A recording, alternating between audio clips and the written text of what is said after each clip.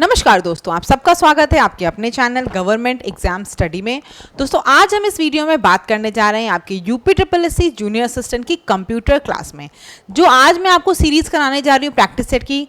आज तक आपकी जो भी परीक्षा यूपीएससी ने कराई है जहाँ पर कंप्यूटर आया है वो सारे आपको टॉपिक वाइज कराऊंगी। जैसे पहले स्टार्टिंग में जो आपको दिख रहे हैं कंप्यूटर का विकास होगा, फिर आपका परम कंप्यूटर वगैरह जो चीज़ें हैं जनरेशन ऑफ कंप्यूटर वो कराऊंगी। यानी टॉपिक वाइज जितने क्वेश्चन आप आज तक आपके आए होंगे, चाहे जूनियर इंजीनियर में आए हो, चाहे वो आपके कंप्यूटर की किसी भी उसमें आए हो, जहां भी आया होगा वो सारे क्वेश्चन यहाँ पर कराऊंगे। ठीक है, डेली कोशिश ये करूँगी कि आपको 30-40 क्वेश्चन करा दूँ जिससे कि आपके 4-5 दिन में खत्म हो जाए। ये लगभग 200-250 क्वेश्चन हैं जो आपकी हेल्प भी देने वाले हैं, और प्लस मैं आपको ये बताती चलूंगी इससे आपको कैसे हेल्प लेनी है, किन टॉपिक्स पे ज़्यादा ध्यान देना है। ठीक है, सबसे पहला क्वेश्चन जो आपको दिख रहा है, और जितने आपको आंसर आते होंगे वो ज़रूर बताना कि आपकी कितनी प्रिपरेशन है, आपको यही पता चल जाएगा। पहला आपको क्वेश्चन दिख रहा है, मैं थोड़ा साइड में हो जाती हूँ, कई लोग लगातार मैसेज करते हो कि मैम आप स्क्रीन पे खड़े रहते हो तो दिखता नहीं है, तो मैं साइड में हो जाऊँगी, आप लोग प्रॉपर अच्छे से देख सकते हो। पारंपरिक कंप्यूटर में सीआरटी मॉनिटर होते हैं, उनका अर्थ क्या है? पूछा जा रहा है आपसे सीआरटी का अर्थ क्या है। आपको पता है पहले जो टीवी आती थी पीछे ऐसा निकला रहता था, वो सीआरटी उसमें होता था जिसको हम पिक्चर ट्यूब बोलते थे। तो सीआरटी कंप्यूटर में भी आपके होते हैं। सीआरटी का क्या अर्थ होता है? बिल्कुल सही, जो आपके सीआरटी होते थे, आपने देखा होगा अभी तो कंप्यूटर फ्लैट आने लगे हैं, एलसीडी वाले, एलईडी वाले। पहले कंप्यूटर बड़े बड़े होते थे तो उसमें सीआरटी होता था। तो क्या नाम है? बिल्कुल सही, ज़्यादातर लोगों को इसका आंसर पता होगा। पहले का आपका ए है। सीआरटी का फुल फॉर्म क्या है दोस्तों? कैथोड रे ट्यूब है। कोई दिक्कत नहीं है, आगे देख लेते हैं। ये आपका देखो दोस्तों कंप्यूटर के विकास, कंप्यूटर का जनरेशन है उसके बारे में क्वेश्चन है। ठीक है, पहली पीढ़ी के कंप्यूटरों में किसका प्रयोग किया जाता था?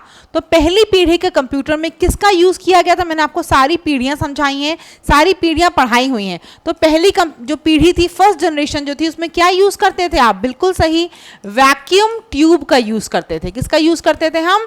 वैक्यूम ट्यूब, यानी कि ए वाला ऑप्शन हो जाएगा। अब देखो इससे पता चल रहा है आपको कि जो क्वेश्चन आते थे बेसिक से आपसे पूछे गए हैं जनरेशन ऑफ कंप्यूटर वगैरह में।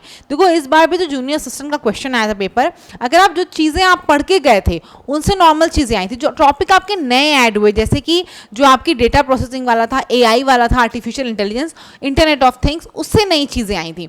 पुराने टॉपिक से तो वही आपका कंप्यूटर माउस के आविष्कारक कौन थे, और कुछ कुछ छोटे छोटे क्वेश्चन ही पूछे गए थे। तो वो आपको बेसिक तो पढ़ के ही जाना है। ठीक है, तो ये समझ में आ गया होगा। नेक्स्ट क्वेश्चन देख लेते हैं।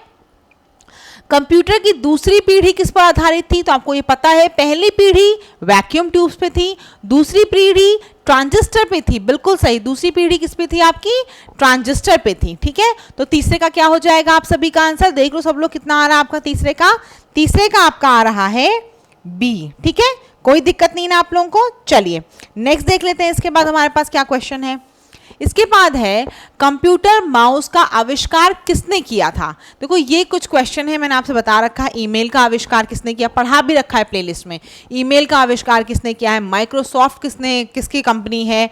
या फिर आपको मैंने बोला है ट्विटर वगैरह के बारे में जान लो, व्हाट्सएप क्या है, इन सब चीज़ों के बारे में बेसिक नॉलेज ज़रूर लेके जाना। तो कंप्यूटर माउस का आविष्कार किसने किया है? सभी को इसका भी आंसर पता हो। ये क्वेश्चन ऐसे हैं जो बेसिक है और सभी को ज़रूर आते होंगे। 4 का क्या है? 4 का आपका ए है डगलस एंगलबर्ट। कंप्यूटर माउस के आविष्कारक का नाम है। जो माउस आप चलाते हो उसके आविष्कारक कौन है? Douglas Engelbart. चैनल अगर देखो अच्छा लगे तो प्लीज़ चैनल को ज़रूर सब्सक्राइब करना। मैं कोशिश ये करती हूँ कि आपका टाइम बिल्कुल वेस्ट ना करूँ। अगर आप मेरी चैनल पे वीडियो खोलो तो 10 से 15 मिनट में आपका काम हो जाए कि चलो पढ़ लिया हमने, प्रैक्टिस सेट कर लिए। प्रीवियस ईयर करने के लिए कहीं जाने की ज़रूरत नहीं है, चैनल को खाली सब्सक्राइब करो। 200-250 क्वेश्चन आज तक आए हैं यहाँ पे कंप्यूटर में, वो सब मैं यहाँ करवा दूंगी आपको, और ज़्यादा समय नहीं लगेगा। डेली 10 से 15 मिनट में आपकी वीडियोज़ भी हो जाएंगी। जिसको इन सब चीज़ों की पीडीएफ चाहिए, प्लेलिस्ट की पीडीएफ चाहिए, जो मैं पढ़ाई हूँ कंप्यूटर उसकी पीडीएफ चाहिए, ये वाले प्रैक्टिस सेट जो करा रहे हो ये चाहिए, प्लस यूपीजी का कुछ कंटेंट मेरे पास है वो चाहिए, तो आपको क्या करना है दोस्तों? आपको 8957215956 इस नंबर पे आपको व्हाट्सएप पे, आपकी ये व्हाट्सएप नंबर है, यहाँ पे आपको पीडीएफ चाहिए। तो आपको क्या करना है? 100 रुपीज़ का पेमेंट इसी नंबर पे गूगल पे या फिर फ़ोन पे कर दोगे और उसका स्क्रीनशॉट शेयर कर देना और आपको ये जो PDF है वो मिल जाएगी, ठीक है। ये पूरी कंप्यूटर की PDF, प्रैक्टिस सेट जो कराती रहूंगी वो सब, प्लस UPG का कुछ कंटेंट वो आपको मिल जाएगा, ठीक है। चलो, भारत में प्रथम कंप्यूटर कहाँ प्रतिस्थापित किया गया? तो देखो, पहला जो कंप्यूटर था वो भारत में कब स्थापित हुआ दोस्तों? 1952 में। 1952 में आपका एक कंप्यूटर जो था वो इंस्टॉल किया गया था भारत में, और एक कैसा कंप्यूटर था? एनालॉग कंप्यूटर था, ठीक है। कैसा कंप्यूटर था ये आपका? 1952 में एनालॉग कंप्यूटर था, और ये स्थापित कहाँ किया गया? इंस्टॉल किया गया था दोस्तों, आपका एनालॉग कंप्यूटर था, स्थापित कहाँ किया गया? इंडियन स्टैटिस्टिकल इंस्टीट्यूट कोलकाता में। तो क्या हो जाएगा इसका आंसर? 5 का B। पहला कंप्यूटर कहाँ प्रतिस्थापित हुआ? इंडियन स्टैटिस्टिकल इंस्टीट्यूट कोलकाता में। क्लियर? नेक्स्ट देख लो। कैलकुलेटर किस प्रकार की कंप्यूटर कार्य पद्धति पर कार्य करता है? तो कैलकुलेटर में आपने देखा होगा कैसे काम करता है, कैसे डिजिट्स उसमें दिखती हैं।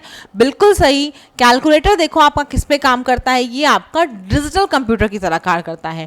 आपने देखा होगा ना, हम डिजिटल किसको बोलते हैं? जो आजकल वॉचेस आती हैं उसमें जो हमारे नंबर दिखते हैं वो वैसे घड़ी वैसा नहीं दिखती ना आपको, कैसे दिखती है? नॉर्मल टाइम दिखता है ना, आपने देखा होगा सीधे टाइम दिखता है, आपको सुइयाँ नहीं देखनी पड़ती हैं। तो जब सुई नहीं देखते हो, सीधे आपको नंबर की डिजिट्स दिखती हो, आप क्या बोलते हो? डिजिटल चीज है वो, है ना। जहां भी आपको ऐसा दिखता है आप कहते हो डिजिटल है ये चीज। तो कैलकुलेटर किस प्रकार के कंप्यूटर पे कार्य करता है? ये भी आपका डिजिटल पे कार्य करता है। 6 का क्या हो जाएगा? C हो जाएगा। कोई कंफ्यूजन होगा तो कमेंट सेक्शन में जरूर बताना। क्लास कैसी लगी ये भी जरूर बताया करो। नेक्स्ट देख लो क्या है आपका। नेक्स्ट क्वेश्चन क्या है? निम्नलिखित में से कौन एक 2018 में स्थापित भारत का सबसे तेज सुपर कंप्यूटर है? तो देखो, क्योंकि पहले का आया हुआ क्वेश्चन है इसलिए 2018 की यहाँ बात की गई है। जल्दी से बता दो। बिल्कुल सही। क्या होगा इसका आंसर? बताओ दोस्तों जल्दी से फटाफट। हाँ, बिल्कुल सही बता रहे हो। देखो क्या है इसका आंसर। बहुत बढ़िया क्लास। इसका आंसर देखो 2018 क्योंकि पूछा गया था तो हम बता दे रहे हैं आपको इसका आंसर। उस समय प्रत्यूष था, ठीक है। 2018 में पूछा गया है तो आपको क्या करना है, आपका क्या काम है? अभी इस समय प्रेजेंट टाइम में 2024 में आपका सुपर कंप्यूटर कौन सा है ये आपको पता करके जाना है, ठीक है। इस समय सबसे तेज आपका सुपर कंप्यूटर कौन सा है ये आपको पता करके जाना है। मैं यहाँ आपको कुछ चीजें इंपॉर्टेंट सुपर कंप्यूटर से रिलेटेड बता दे रही हूँ। परम जो आपका है वो क्या है? पहला सुपर कंप्यूटर था, किसने बनाया था? सीडैक पुणे ने। सीडैक पुणे द्वारा ये विकसित हुआ था परम सुपर कंप्यूटर, और ये भारत का स्वदेशी सुपर कंप्यूटर था, ठीक। जून 2023 तक अगर हम बात करेंगे तो एयर आवर्ट या फिर AWAT सुपर कंप्यूटर भारत का सबसे तेज सुपर कंप्यूटर है, जिसे टॉप 500 सुपर कंप्यूटर सूची में 75वां सबसे तेज स्थान मिला है। और ये भी कहाँ है आपका? पुणे में, सीडैक में है, ठीक है। Centre for development of advanced computing. CDAC का फुल फॉर्म है, लिख दिया। कई बार आपको पूछा जाता है सीडैक पद सुनते हो, सीडैक पुणे। सीडैक का फुल फॉर्म क्या है दोस्तों?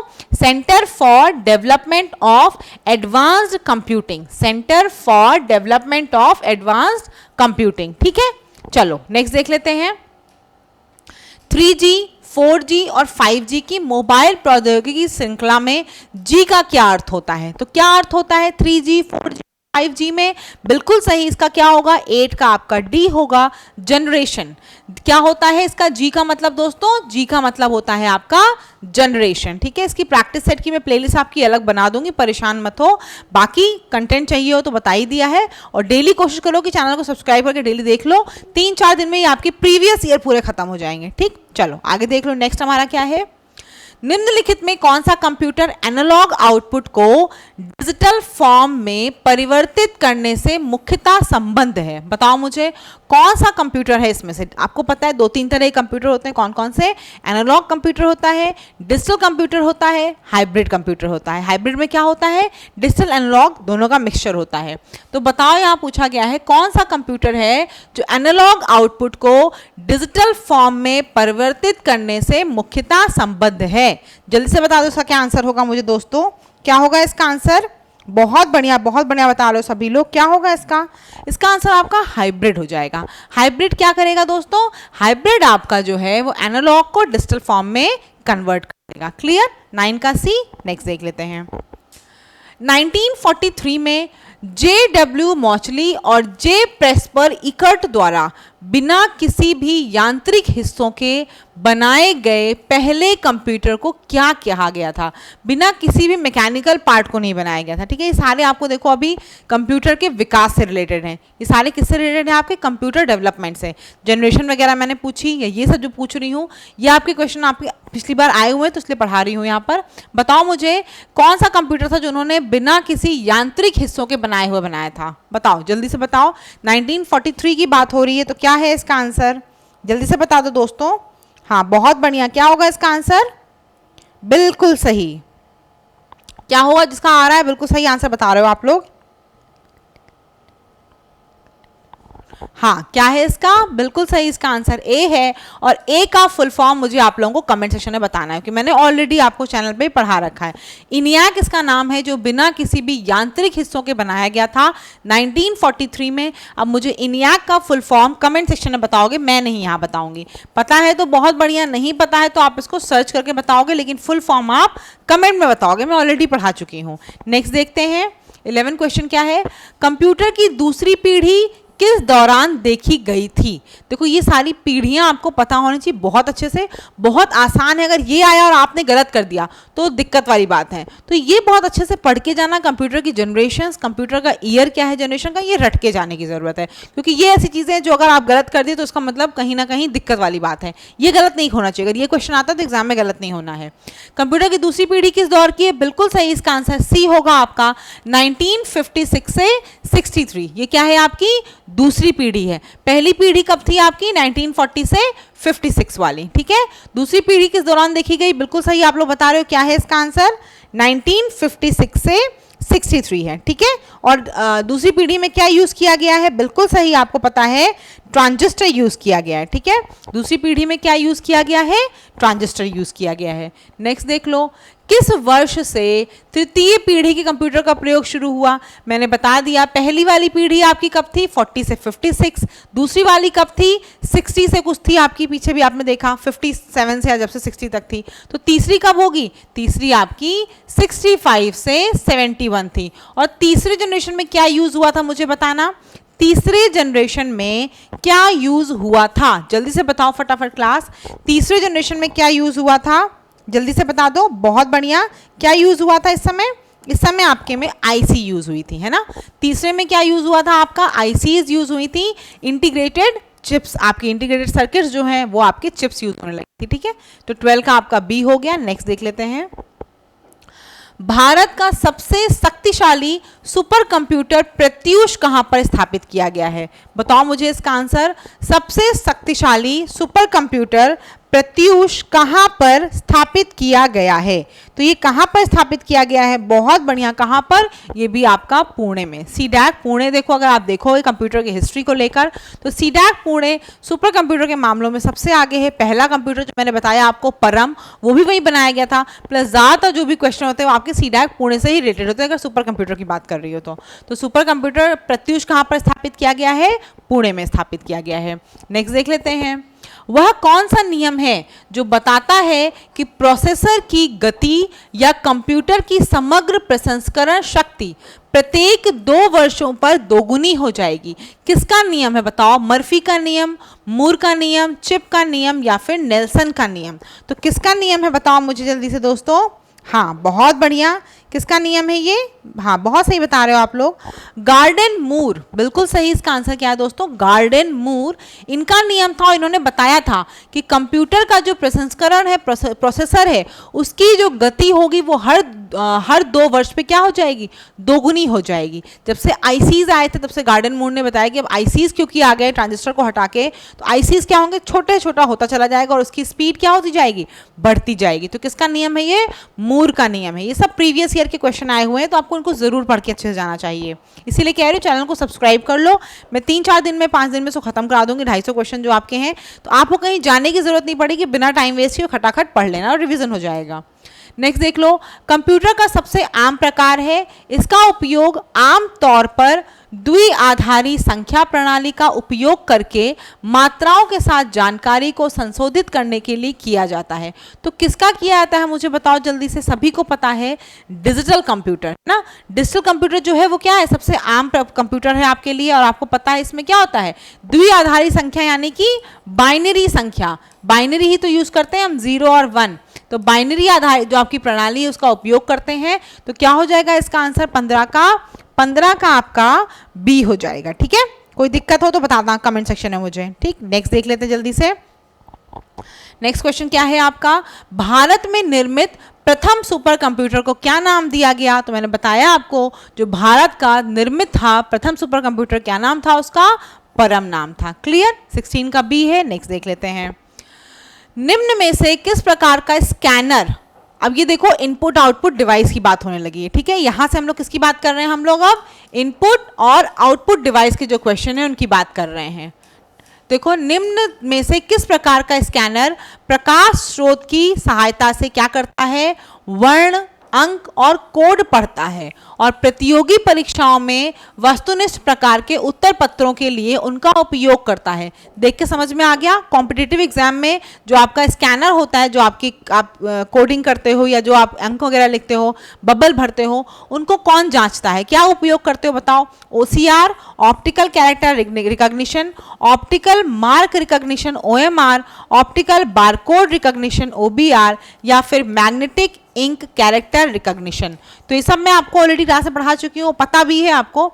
जब आपकी बात हो कॉम्पिटिटिव में, जब भी आपके ऑब्जेक्टिव वाले क्वेश्चन की जांच कौन करता है, तो आप सीधे बताओगे optical mark recognition OMR। MICR कहाँ यूज होता है, ये आपका बैंक में चेक्स वगैरह में यूज होता है। ठीक है, बैंक में जो चेक होते हैं वहां पे MICR से काम होता है। नेक्स्ट देख लेते हैं, निम्नांकित में से किस उपकरण का प्रयोग किसी पेन या अन्य उपकरण से एक कागज के टुकड़े की सतह पर यांत्रिक गति द्वारा अत्यंत बड़े आरेखों या जटिल लाइन आर्ट को प्रिंट करने में किया जाता है। बताओ, प्रिंटर का क्वेश्चन है ये आपका, बताना किस उपकरण का प्रयोग आप किसी पेन या अन्य उपकरण के कागज के टुकड़े की सतह पर करते हो प्रिंट करने के लिए, आप किसका यूज करते हो, जल्दी से मुझे कंप्यूटर में बता दो आंसर इसका। बहुत सही बता रहे हो आप लोग, क्या होगा दोस्तों इसमें, बिल्कुल सही, इसका क्या आंसर होगा, इसका होगा आपका प्लॉटर। क्या आंसर है इसका, प्लॉटर। प्लॉटर क्या करता है यहाँ पर, वो आपका जो एक कागज का टुकड़ा है उस पर क्या करता है, बिना किसी पेन या किसी अन्य उपकरण के क्या करता है, वो बड़े आरेखों या जो आपका बड़ा बड़ा ड्राइंग होता है उसको प्लॉट कर देता है। ठीक है, तो इसका आंसर क्या है, इसका आंसर आपका प्लॉटर है, बिना किसी चीज के कागज के टुकड़े पर सीधे निकाल देता है। ठीक है, चलो नेक्स्ट देख लेते हैं। इसके बाद, निम्नांकित में से कौन एक इम्पैक्ट प्रिंटर नहीं है। मैंने आपको पहले भी कहा था, प्रिंटर बहुत अच्छे से पढ़ लेना, impact printer, non impact printer क्या है अच्छे से पढ़ लेना।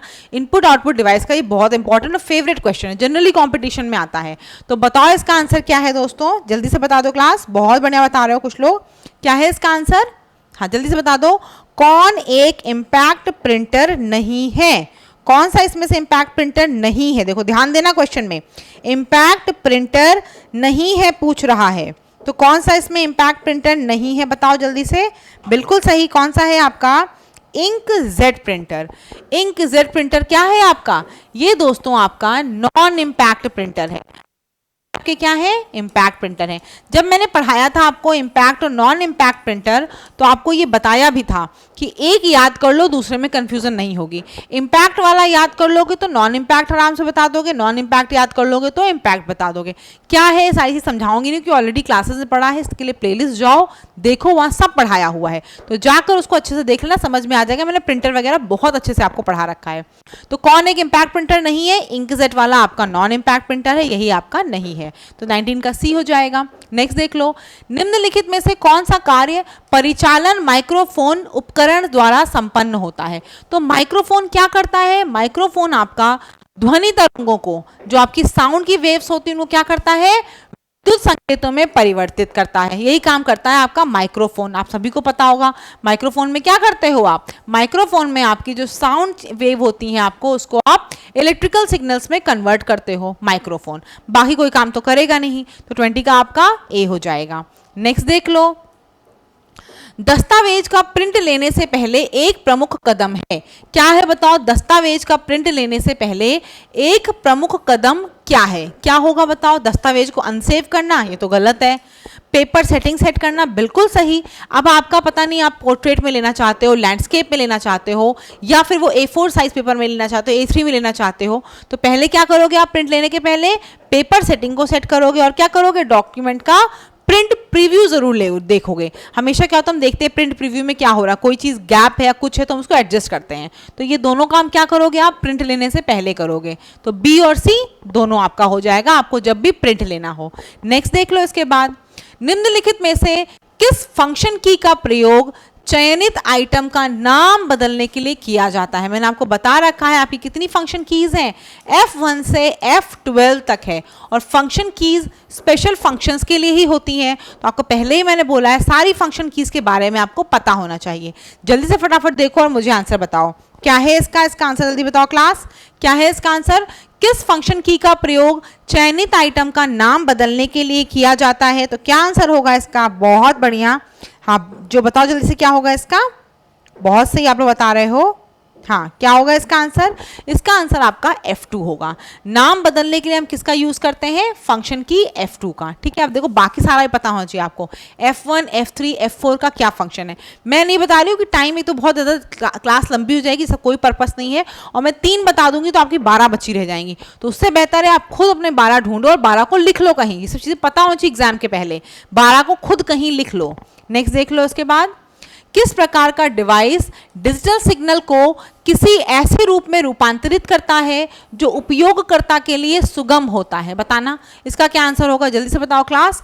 किस प्रकार का डिवाइस डिजिटल सिग्नल को ऐसे रूप में चेंज करता है जो उपयोगकर्ता के लिए सुगम होता है? तो कौन सा डिवाइस है, जल्दी बता दो इसका। हाँ बहुत सही है, बिल्कुल बता रहे हो। कौन सा डिवाइस है जो ऐसा करेगा रूप में जो उपयोगकर्ता के लिए होता है? क्या होता है इसका आंसर? इसका आंसर क्या बोलोगे आप? बिल्कुल सही, क्या होगा इसका आंसर? इसका आंसर आउटपुट डिवाइस होगा। क्या होगा इसका answer? Output device. Output device क्या करता है बताओ? आप प्रिंटर है, आउटपुट डिवाइस है आपका। तो क्या होता है, जो चीज़ आपकी कंप्यूटर पे है आप उसको क्या करते हो? प्रिंटर में कमांड देते हो, आपको मिल जाती है। यानी कि आपको जो सिग्नल्स हैं, जो डिजिटल सिग्नल्स हैं डिवाइस में, वो क्या हो रहे हैं? आपको ऐसे रूप में रूपांतरित हो रहे हैं जिसको आप यूज़ कर पा रहे हो। चाहे आपका प्रिंटर है, चाहे आपकी स्क्रीन है, मॉनिटर है। मॉनिटर पे क्या है, जो काम अंदर चीज़ें होती है वो आपको वहाँ दिख रही हैं। तो ये सारा काम कौन करता है? आउटपुट डिवाइस करता है। 23 का क्या हो जाएगा? डी हो जाएगा। नेक्स्ट देख लो, प्रिंट देने के लिए क्या सिलेक्ट करोगे? फाइल, टूल्स, स्पेशल या फिर एडिट? तो क्या सिलेक्ट करोगे बताओ प्रिंट देने के लिए? जल्दी से बता दो क्या सिलेक्ट करोगे आप लोग। बिल्कुल, इसमें क्या करोगे आप? प्रिंट देने के लिए आप क्या सेलेक्ट करोगे? प्रिंट देने के लिए आप सेलेक्ट करते हो, क्या सेलेक्ट करते हो? आप सेलेक्ट करते हो फाइल। क्या सेलेक्ट करते हो? फाइल। प्रिंट देने के लिए आप फाइल सेलेक्ट करते हो। 24 का ए हो जाएगा। नेक्स्ट देख लो, परिधीय उपकरण कार्यक्षमता जोड़ने के लिए कंप्यूटर सिस्टम से कनेक्ट होते हैं। निम्नलिखित में से कौन सा परिधीय उपकरण नहीं है? तो कौन सा इसमें से परिधीय उपकरण नहीं है? जल्दी से बता दो दोस्तों, कौन सा इसमें से परिधीय उपकरण नहीं है जो एक दूसरे से जुड़ रहे हैं? वो कौन सा नहीं है बताओ, जल्दी बताओ कौन सा नहीं है। हाँ बिल्कुल सही है, कौन सा नहीं है? अब देखो जल्दी बताओ क्या चीज़ आपको इसमें अलग लग रही है। देखो मैंने आपको इसके पहले ही बता रखा है कि जब क्वेश्चन ऐसा आए कि आपको समझ में ना आए, आप ऑप्शन पे ध्यान दो। ऑप्शन पे क्या ध्यान दो? देखो माउस आपको दिख रहा है आउटपुट डिवाइस है, स्कैनर आपकी इनपुट डिवाइस है, मुद्रक आपकी प्रिंटर हो गई। तो बचा क्या? मदरबोर्ड। मदरबोर्ड क्या है आपका? कुछ अलग है। अलग क्यों? क्योंकि मदरबोर्ड आपका कंप्यूटर का भाग है, कंप्यूटर के इंटरनल पार्ट है।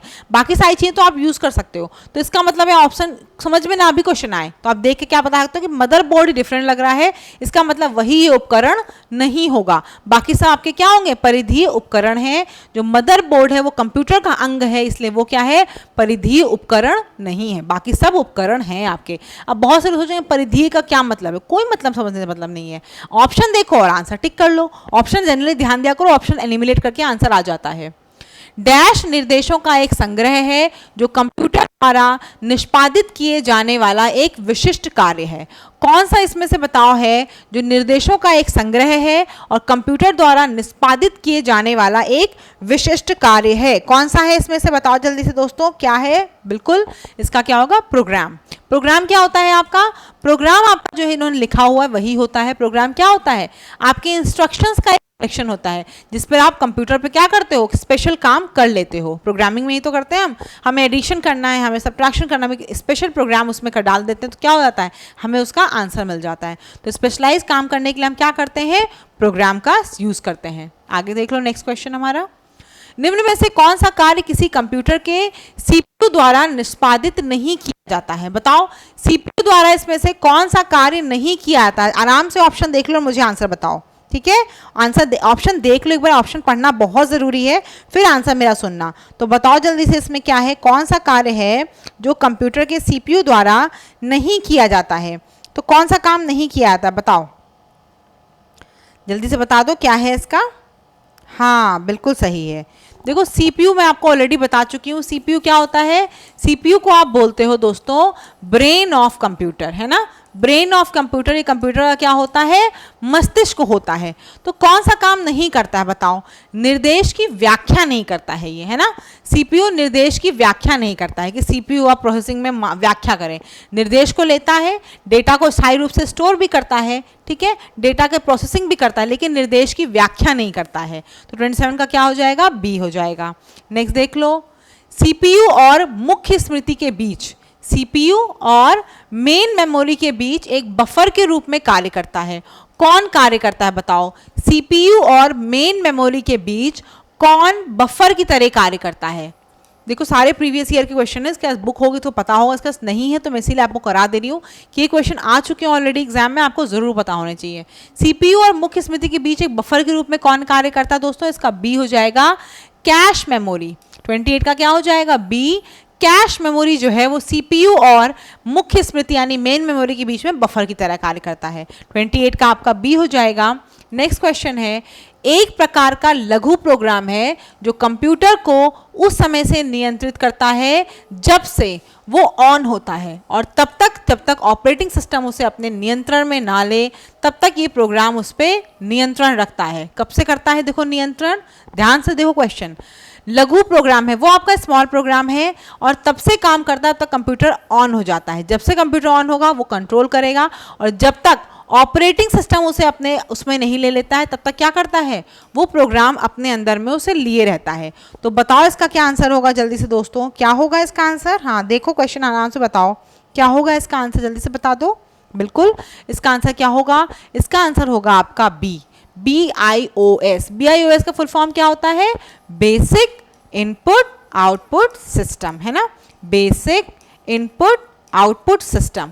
ये क्या करता है? जब से कंप्यूटर ऑन होगा फिर जब तक आपकी प्रोसेसिंग जो होगी, जो आपका ऑपरेटिंग सिस्टम लगा होगा वो जब तक अपने अंडर में नहीं लेगा तब तक क्या करेगा? ये अपने उसमें संभाले रहता है कंप्यूटर को, ठीक है? चलो तो बेसिक इनपुट आउटपुट सिस्टम।